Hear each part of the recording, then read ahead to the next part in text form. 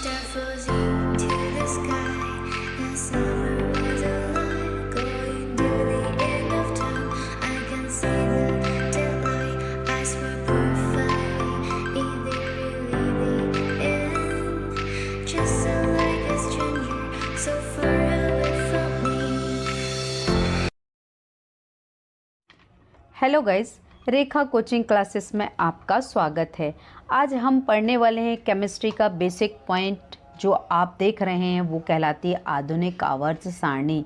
तो आधुनिक आवर्त सारणी डिफाइन करने का मेरा अर्थ ये है कि आप इसमें ब्लॉक जो हैं वो सारणी में कितने भागों में बटी हुई है और उसमें जो इम्पॉर्टेंट अंतर हैं उनको आपको समझाऊंगी। तो सबसे पहले तो आपको आवर्त सारणी के पॉइंट देखने होंगे कि हमें जो पॉइंट समझना है वो आवर्त सारणी में कौन से एलिमेंट है जिनको ये कहा जाता है। तो आप ये याद रखिए, आप देख रहे हैं कि पिंक कलर में सबसे पहला जो पहला और दूसरा ब्लॉक है वो कहलाता है एस ब्लॉक के तत्व। दूसरा आप येलो रंग से 5 से लेके 18 तक के तत्व देखेंगे तो वो कहलाता है पी ब्लॉक के तत्व। तो एस ब्लॉक के तत्व और पी ब्लॉक के तत्व। थर्ड होता है आप जो मध्य में ब्लू कलर से 21 से लेके 30 परमाणु क्रमांक तक के जो एलिमेंट हैं, यानी 3 से लेके 12 तक के समूह के जो तत्व हैं वो कहलाते हैं डी ब्लॉक के तत्व, जिन्हें हम संक्रमण तत्व कहते हैं। और हम नीचे की ओर देखेंगे जो ग्रीन, लाइट ग्रीन से हैं, आप देखिए परमाणु क्रमांक 57 से 70 तक और 80 से लेके 102 तक जो परमाणु क्रमांक तक के एलिमेंट हैं, इन्हें दो भागों में ए ब्लॉक को बांटा जाता है, लैंथेनाइड और एक्टेनाइड में बांटा जाता है। तो आप याद रखिए, हम इस आवर्त सारणी में और डी ए ब्लॉक के तत्व चैप्टर में दो महत्वपूर्ण अंतर को जानेंगे जो कि बहुत ही इम्पॉर्टेंट है और बोर्ड एग्जाम में पूछे जाते हैं।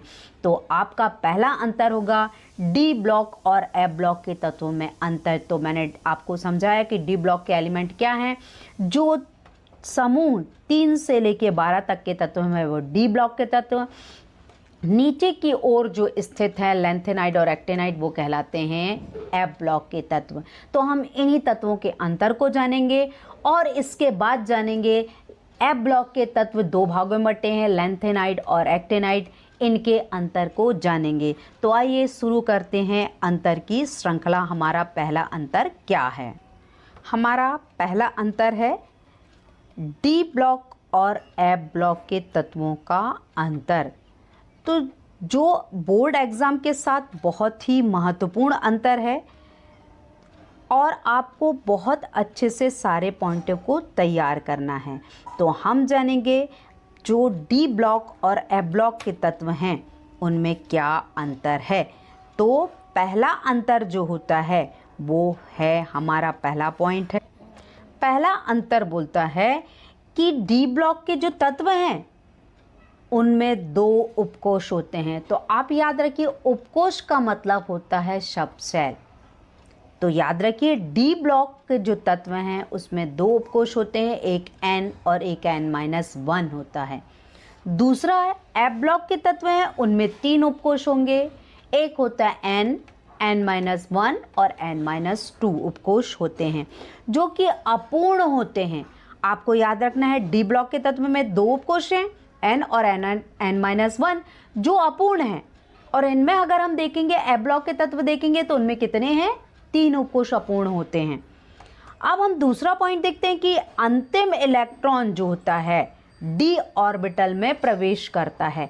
तो आपको सबसे पहले ये याद होना चाहिए कि जो ऑर्बिटलों में इलेक्ट्रॉनों का भराव जो होता है वो कितने 4 में होता है, SPDF, जिन्हें हम KLMN को व्यक्त करते हैं। आइए मैं चित्र के माध्यम से भी डिफाइन करती हूँ।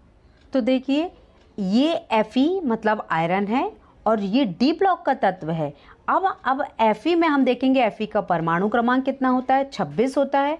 और इसमें अंतिम इलेक्ट्रॉन जो है वो कहाँ पर प्रवेश करता है? डी ब्लॉक में प्रवेश कर रहा है। अब आप देखिए कि जो Fe जो है उसका परमाणु क्रमांक का इलेक्ट्रॉनिक विन्यास 1s2, 2s2, 2p6, 3s2, 3p6, 3d6 और 4s2 है।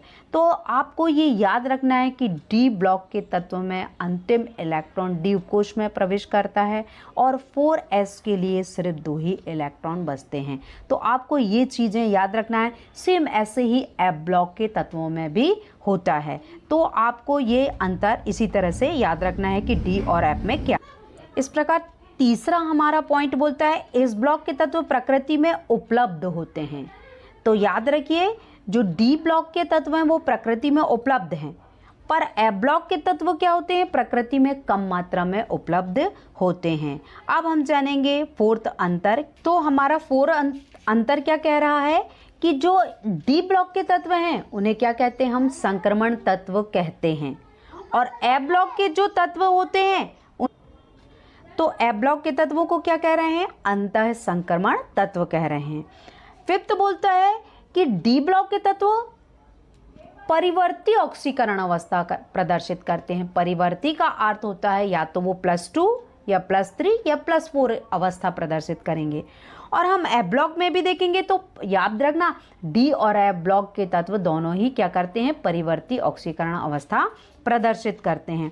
अब हम छठवां पॉइंट जानेंगे कि ये जो डी ब्लॉक के तत्व होते हैं वो स्थायी होते हैं, यानी इनमें परिवर्तन नहीं होता है, चेंजिंग नहीं होती है, तो इसलिए ये स्थायी हैं। पर ए ब्लॉक के तत्व देखते हैं तो वो कम स्थायी होते हैं और ये रेडियो एक्टिव तत्व हैं। और रेडियो एक्टिव तत्व बहुत ही इंपॉर्टेंट होते हैं क्योंकि ये समस्थानिक बनाने की क्वालिटी रखते हैं। तो आइए अब हम जानेंगे अगला अंतर, लैंथेनाइड और एक्टिनाइड में अंतर। अब हम जानेंगे लैंथेनाइड और एक्टिनाइड। तो मैं पहले ही आपको आवर्त सारणी में बता चुकी हूँ कि लैंथेनाइड और एक्टिनाइड कहाँ पर स्थित होते हैं। जो ए ब्लॉक के तत्व होते हैं उन्हें ही क्या कहते हैं, 2 भागों में बांटा गया है, लैंथेनाइड और एक्टिनाइड। तो इन्हीं में अंतर हम जानेंगे जो वेरी इंपॉर्टेंट है। तो लैंथेनाइड में जो विभेदी इलेक्ट्रॉन होते हैं वो 4f ऑर्बिटल में प्रवेश करते हैं और एक्टिनाइड में क्या होते हैं, 5f ऑर्बिटल में प्रवेश करते हैं। और दूसरा पॉइंट कहता है कि ये प्रमुख रूप से +2, +3, +4 ऑक्सीकरण अवस्था प्रदर्शित करते हैं। तो आपने देखा था कि डी ब्लॉक और ए ब्लॉक में जब हमने पढ़ा था तो उनमें आपने देखा ही था कि ये परिवर्ती ऑक्सीकरण अवस्था प्रदर्शित कर रहे थे। तो सेम जो हम लैंथेनाइड और एक्टिनाइड में भी देखेंगे तो ये भी क्या करते हैं, परिवर्ती ऑक्सीकरण अवस्था प्रदर्शित करते हैं। तो एक्टिनाइड भी क्या करते हैं, +3, +4, +5, +6 ऑक्सीकरण अवस्था प्रदर्शित करते हैं। अगला बोलता है लैंथेनाइड में कि प्रोमीथियम के अलावा सभी तत्व अरेडियोधर्मी है, यानी प्रोमीथियम तो रेडियोधर्मी है, पर अगर हम और भी एलिमेंट लैंथेनाइड के देखेंगे, सीरियम या अन्य जो तत्व देखेंगे तो वो क्या हैं, वो सभी तत्व अरेडियोधर्मी तत्व हैं। पर अगर हम एक्टिनाइड में जो देखते हैं, जो एलिमेंट देखते हैं तो वो सारे एलिमेंट जो हैं वो रेडियोधर्मी तत्व होते हैं। तो ये जाने हमने 3 एलिमेंट में अंतर। अब हम आगे जानेंगे चौथा। हमारा फोर्थ अंतर कहता है कि इनके यौगिक यानी लैंथेनाइड के जब कंपाउंड बनेंगे वो कैसे होंगे, कम क्षारीय होंगे।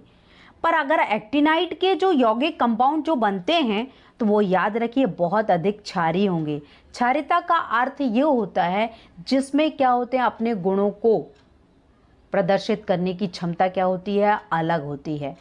तो जो क्षारीय के गुण होगा वो किसमें होगा, एक्टिनाइड में अधिक होगा और लैंथेनाइड में कम होगा। अब आ जाता ऑक्सोकैटायन।